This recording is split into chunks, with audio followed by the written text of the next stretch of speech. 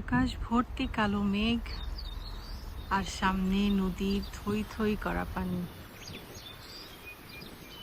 আসসালামু আলাইকুম, আশা করি আপনারা সবাই অনেক ভালো আছেন। দেখেন কি অবস্থা, কিছুদিন আগেই পরিষ্কার করে রেখে গিয়েছিলাম এখানে আমার সব কম্পোস্টগুলো রাখা, বাট এই জায়গাটা পরিষ্কার করিনি। তারপর এই ঘাসগুলো দেখেন পরিষ্কার করে রেখে গিয়েছিলাম, কিন্তু খুব দ্রুতই এরা বড় হয়ে যায়। আসলে আমার একটা ছোট্ট অপারেশন হয়েছিল, সে কারণে আমি 2 সপ্তাহ একদমই মুভমেন্ট করতে পারিনি, কাজ থেকেও অফ নেওয়া হয়েছিল। এই জন্য আর অ্যালটমেন্টেও আসা হয়নি। আমার পুদিনা পাতাটা কি সুন্দর, আমার কাছে এই পুদিনাটা খুব ভালো লাগে, পার্পল কালারের স্টেম।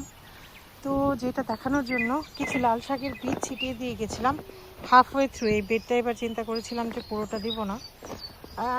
কিছু কিছু শাক উঠেছে, আমি বললাম যে আসতে পারিনি, অনেক হিট ওয়েভ ছিল, সো পানি দেওয়া হয়নি বেডে। কিন্তু দেখেন মাশাআল্লাহ, তারপরও এই যে বেশ ঘন হয়ে শাক উঠেছে। কিন্তু গতবার যেমনটা হয়েছিল অত সুন্দর হয়নি। এখানে দেখা যাচ্ছে কিছু কিছু শাক কোনো একটা পোকা বা কিছু খেয়ে ফেলেছে। মাথাটা কি রঙের একটা মাছি, আমি কখনো দেখিনি এই রঙের মাছি। আমার এই ডালিমের চারাটা এখানেই রেখে গিয়েছিলাম, কি সুন্দর হয়ে উঠেছে। আমি জানি না কখনো ডালিম হবে কিনা, তবে আমার কাছে ডালিমের গাছ দেখতেই ভীষণ ভালো লাগে। কি সুন্দর পাতা তাদের, আর বৃষ্টি হয়েছে তো একদম বৃষ্টির স্নাত হয়ে গেছে। এই যে ভেতরে যে পট আছে আমার শিমের, দেখাই যাচ্ছে না, স্টিকগুলো দেখা যাচ্ছে। এই বেডটা ক্লিন করেছিলাম, আপু হাফ করে দিয়ে গিয়েছিল, তারপর আমি করেছি। এখানে ডাঁটা শাক লাগাবো আর ওই দিকটাতে লাউয়ের চারা দিয়ে দেবো এই ট্রেলেসটাতে। দেখেন হুট করেই তখন একটু আগে নজর পড়লো কয়েকটা স্ট্রবেরির গাছ আমি রেখে দিয়েছিলাম, মাশাআল্লাহ দেখেন স্ট্রবেরি হয়েছে। ওইখানেও একটা আছে ছোট্ট, আমি জানি না দেখা যাচ্ছে কিনা, বাট ওই যে দেখেন ওইখানে বেশ কয়েকটা স্ট্রবেরি হয়ে পেকে লাল হয়ে আছে, মাশাআল্লাহ খুব সুন্দর লাগছে দেখতে। এই যে সব কিছু নিয়ে চলে এসেছি, তো ইনশাল্লাহ এই যে দেখেন কত কত মাশাআল্লাহ সুন্দর লাউয়ের চারা।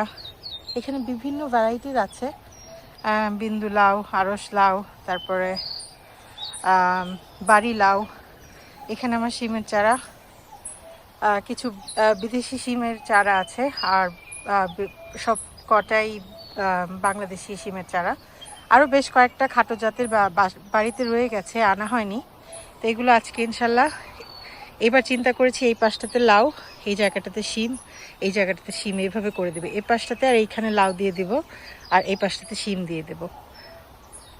এই পাশের জায়গাটা শুধু কার্ডবোর্ডগুলো সরিয়ে, পুরোটা সরাইনি, আবার ঘাস না হয়ে উঠে যাবে।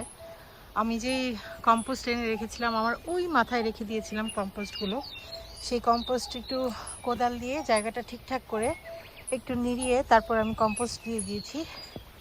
এই যে সেই কম্পোস্ট, দেখতে মনে হচ্ছে না আসলে কম্পোস্ট, এটা কম্পোস্টেড ওই যে হর্স ম্যানিওরের মতো অনেকটা, তো ডিকম্পোজ হয়ে গেছে।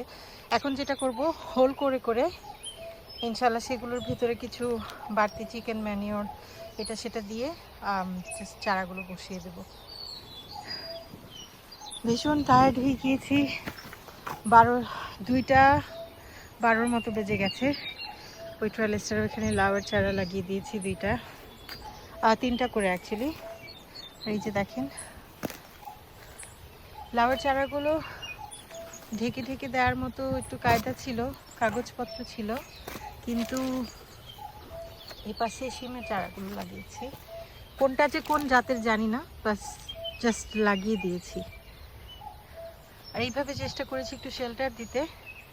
সকালে রোদটা লাগলেও জানি না, আল্লাহ ভরসা, কারণ এর চেয়ে বেশি প্রোটেক্টিভ কোনো কিছু আমার কাছে আর নেই।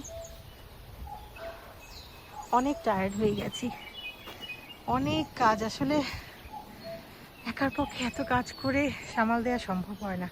এখন গোছাতে আরও আধা ঘন্টা লাগবে, তারপর জলদি চলে যাব, বাচ্চাদের স্কুল শেষ হওয়ার সময় হয়ে গেছে।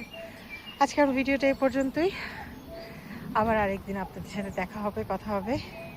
আল্লাহ আপনাদের ততদিন ভালো রাখুক, আমাদের জন্য দোয়া করবেন। আসসালামু আলাইকুম।